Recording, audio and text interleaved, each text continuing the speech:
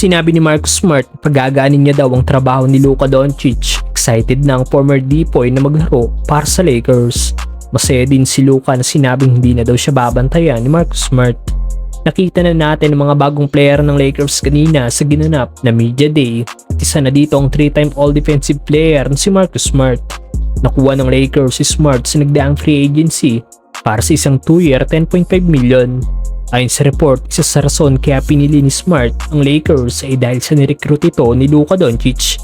Kaya naman sa naging interview ni Marcus Smart kanina, sinabi nito na excited na itong makalaro ng kasama si Luka Doncic. Pinanood niya daw ulit ang mga naging matchup nilang dalawa noon ni Luka para makita kung paano niya mapapagaan ang trabaho ni Luka Doncic sa paparating na season at matulungan din ang team ng Lakers. Having these times of playing against Luka, I definitely go back and watch those games and just try to figure out, what can I do to make his job easier, and help this team. And Gaya ni Smart, excited na rin si Luka Doncic na makasama itong maglaro para sa Purple and Gold.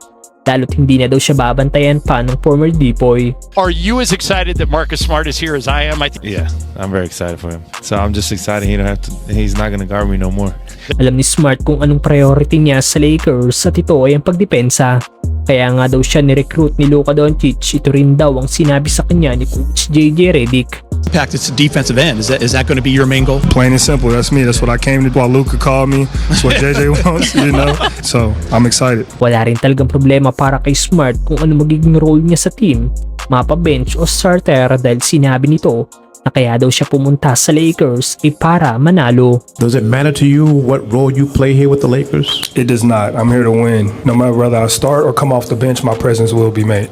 Sinabi din ni Smart na isang big year daw talaga ito para sa kanya na maipakita sa mga tao ang kaya niyang gawin. Dahil sa nakalipas sa 2 season matapos itong iwan ng Boston Celtics, nakalimutan na daw ng karamihan kung anong kaya niyang ibigay sa loob ng court. Kaya asahan na natin ang mas agresibo at hustle na Marcus Smart. So, this is a big year for me. Those 2 years people probably forgot a little bit what I can do. So yeah, this year is definitely huge for me and to be able to bring back to light. May babalik ni Smart ang laro niya noong siya ay nasa Boston Celtics na talagang mamaw sa depensa. Siguradong malaking-malaki talaga ang may tutulong ito sa Lakers.